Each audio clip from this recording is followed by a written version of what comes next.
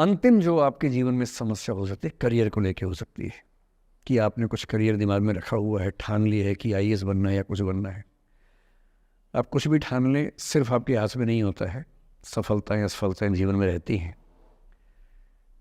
10-11 लाख लोग आईएएस का फॉर्म भरते हैं, 5 लाख आईएएस का एग्ज़ाम देते हैं, 1000 का सिलेक्शन होता है। हर एग्ज़ाम में घुमा फिरा की यही स्थितियाँ होती हैं। पॉलिटिक्स में, स्पोर्ट्स में, बिजनेस में, हर जगह कंपटीशन इतना है। सफल होने की जितनी संभावना है उससे कई गुना संभावना विफल होने की हर क्षेत्र में है।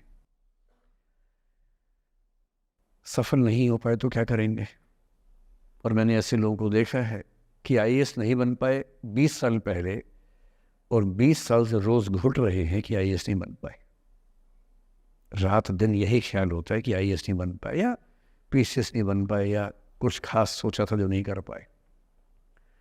तो मैं आप लोगों से निवेदन करूंगा कि यदि आपकी आर्थिक पृष्ठभूमि ऐसी नहीं है कि जो बहुत मजबूत हो, तो हमेशा एक बैकअप ऑप्शन ज़िंदगी में लेके चलिए। किसी करियर को दिमाग पे इतना हावी मत होने दीजिए कि वो नहीं मिलेगा तो कुछ नहीं होगा। आप उस दौर के व्यक्ति हैं जहां इतने ऑप्शंस दुनिया में हैं जितने कभी नहीं थे। इतने ऑप्शंस हैं। बस एक ठीक ठाक सा व्यक्तित्व बना लीजिए, एक ठीक ठाक सा कॉन्फिडेंस रखिए अपने ऊपर। और यदि आपके पास बेसिक स्किल्स हैं, भाषा की, चिंतन की, समझने की, कैलकुलेशंस करने की, प्लानिंग करने की, स्ट्रेटेजाइज करने की, और मेहनती आप हैं, मैं गारंटी से कह रहा हूँ कि इस दुनिया में कंपटीशन नंबर्स में बहुत ज़्यादा है, कायदे का कंपटीशन नहीं के बराबर है। बहुत मजबूत लोगों से आपको भिड़ना नहीं पड़ता है। भिड़ते हैं 5 लाख से, पर उन 5 लाख में कुछ ही हैं जो भिड़ने लायक हैं। इतना कॉन्फिडेंस रखिए। जैसे कहते हैं ना कि हम भी दरिया है, हमें अपना हुनर मालूम है, जिस तरफ भी चल पड़ेंगे रास्ता हो जाएगा। इतना भरोसा अपने ऊपर रखिए कि ठीक है, ये नहीं तो कुछ और करेंगे, वो नहीं तो कुछ और करेंगे, लेकिन कुछ ना कुछ बढ़िया कर लेंगे। और उस बढ़िया करने की शुरुआत कॉलेज की ज़िंदगी से होती है। उड़ान सोसाइटी संभाल लेंगे, निष्ठा संभाल लेंगे। अभी मैडम ने बताया कि 80 सोसाइटी से बताई, इसको उन्होंने 60 बताई। 60 सोसाइटीज़ हैं, किसी सोसाइटी का हिस्सा बन जाइए। ये सोसाइटीज़ का हिस्सा बनने का असली पर्पस क्या है? इसी बहाने एक्सपोजर मिलता है, आप कुछ करते हैं, मंच पे आते हैं, लोगों से मिलना जुलना होता है, स्किल्स डेवलप होती हैं, और अंत में जो जीवन में काम आता है यही स्किल्स काम आती हैं। और यदि वो स्किल्स हमने डेवलप कर लिए, और वो स्किल्स पढ़ाई से नहीं आती हैं, जो क्लासरूम के अंदर की पढ़ाई है वो सबसे कम महत्वपूर्ण चीज़ होती है कॉलेज में।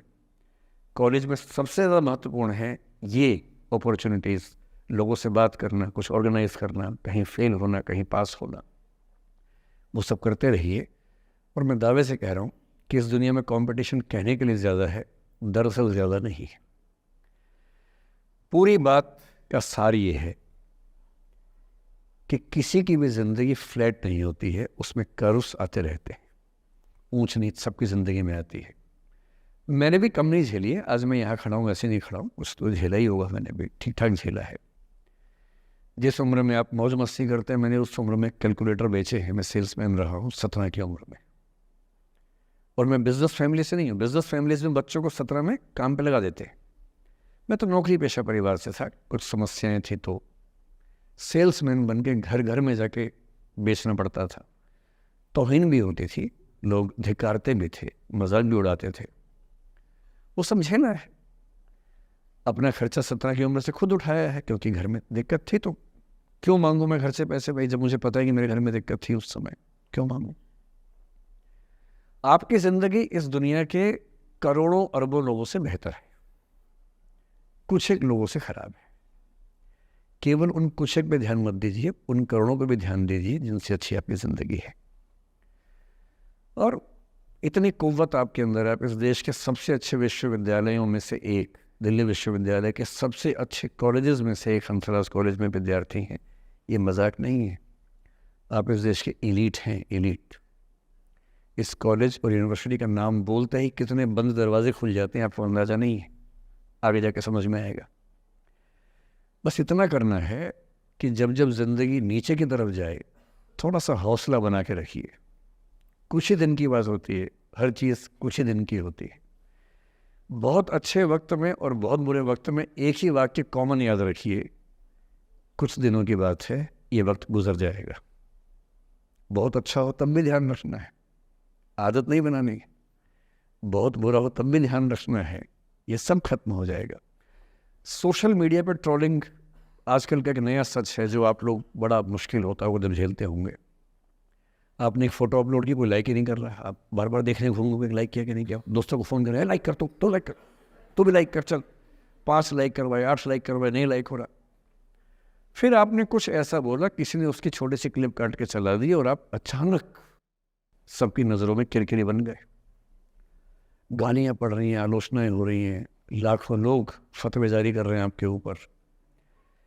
इतनी बेचैनी होती है इस दौर में। पहले के दौर में ये नहीं था, आपने कहीं कुछ बोला ख़त्म हो गई बात। अब किसी ने रिकॉर्ड कर ली, सोशल मीडिया पे आ गई, ख़त्म ही नहीं हो रहा। राइट टू बी फॉरगॉटन हमारे देश में है नहीं, और प्रैक्टिकली संभव भी नहीं है। कैसे आप उसको अप्लाई करेंगे? आप कभी ना कभी कुछ ऐसा बोलेंगे, या तो गलत बोलेंगे या उसमें से कोई क्लिप कोई काटेगा, इतनी गालियाँ पड़ेंगी और पहली बार जीना मुश्किल हो जाता है। मैंने आज से 7-8 साल पहले 1.5 साल तक एंग्जाइटी की दवाइयाँ खाई हैं, जबकि मैं बहुत ही मस्त वाला किस्म का आदमी हूँ, मैंने खाई हैं। और जीवन में एक आध ऐसा दौर सबका आता है, आ जाना चाहिए।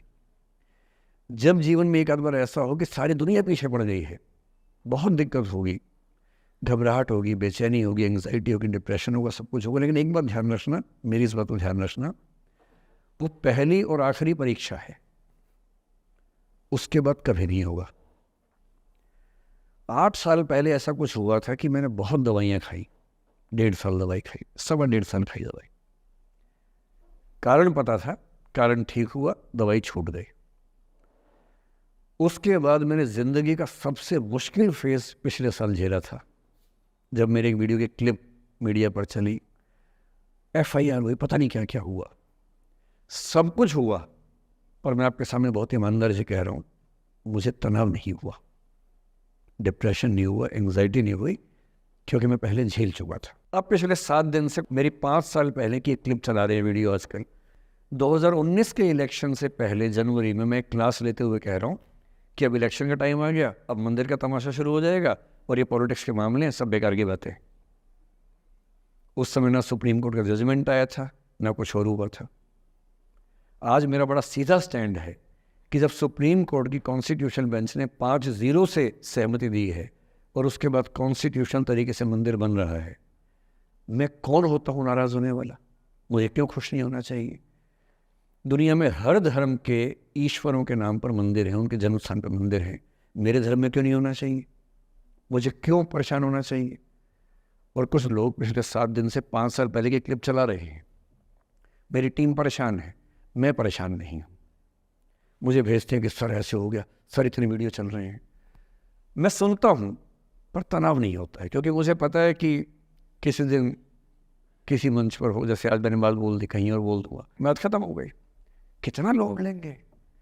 और आप लोड लेते रहेंगे तो दुनिया देती रहेगी। दुनिया के पास बहुत है देने के लिए, वो हमेशा देते रहेंगे। खुद को ऐसा फूल प्रूफ बना लीजिए, शील्ड बना लीजिए अपने आसपास कि तनाव आता है फिसल के निकल जाता है। और अगर आप तनाव झेलने के लिए समर्थ हो जाते हैं, लेट गो कर देते हैं, मैं दावे से कह रहा हूँ, सफल कितने होंगे मुझे नहीं पता, ज़िंदगी आपकी शानदार होगी, ये मैं गारंटी दे रहा हूँ। और जब जब बुरा अनुभव हो, जब जब जीवन में बुरा अनुभव हो, सबको होता है, आपको भी होगा। जब जब बुरा अनुभव हो, मेरा सूत्र वाक्य है, जो मेरे व्हाट्सएप का स्टेटस भी है परमानेंट, मेरे दिल में गुथा हुआ है, दिल पे छपा हुआ है, सबको बोलता हूँ, हर क्लास में बोलता हूँ, आपको भी बोल रहा हूँ। एक लाइन याद रखना, क्यों डरे जिंदगी में क्या होगा, कुछ ना होगा तो तजुर्बा होगा, उससे बड़ा कुछ नहीं है। अब मैंने ठीक ठाक टॉर्चर कर लिया बच्चों पर, इससे ज़्यादा करना शोभा नहीं देता। इसके साथ ही बात समाप्त करता हूँ। बहुत बहुत धन्यवाद सुनने के लिए।